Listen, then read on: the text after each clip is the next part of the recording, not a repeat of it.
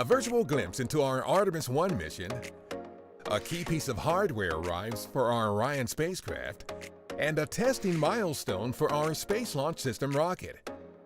A few of the stories to tell you about this week at NASA. We've got an online video that shows what you can expect to see during the upcoming launch of our Artemis 1 mission, the first uncrewed integrated flight test of our Orion spacecraft and Space Launch System or SLS rocket. The video shows the pre-launch sequence at our Kennedy Space Center in Florida and all the flight operations. The primary goal of Artemis 1 is to assure a safe crew module entry, descent, splashdown, and recovery. You can check out the video at go.nasa.gov/Artemis321.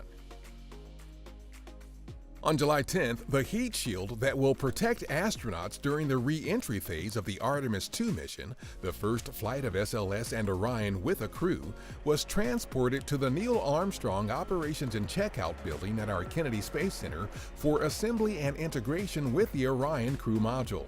Artemis 2, the first flight of humans to the moon aboard Orion and SLS, will confirm all spacecraft systems operate as designed in the actual environment of deep space with astronauts aboard. Our Artemis program aims to return humans to the moon by 2024. A milestone at our Marshall Spaceflight Center where structural testing of our Space Launch System rocket is more than halfway complete. The rocket's liquid oxygen tank structural test article, the last structural test article, was recently delivered for testing. Testing is a critical part of ensuring the safety of the crew and the success of our missions as we prepare to make the next giant leaps off our planet forward to the moon and eventually to Mars. We hope you will join us in celebrating the 50th anniversary of our first giant leap, the Apollo 11 moon mission.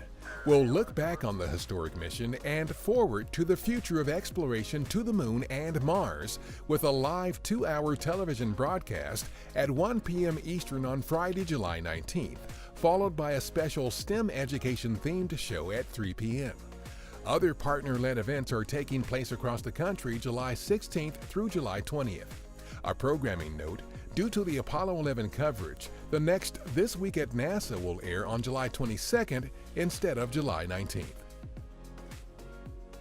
A scientific team at our Jet Propulsion Laboratory in Pasadena, California, used synthetic aperture radar data from a Japanese satellite to produce a map showing damage from 2 strong earthquakes that rattled Southern California on July 4th and July 5th, a magnitude 6.4 and 7.1 respectively.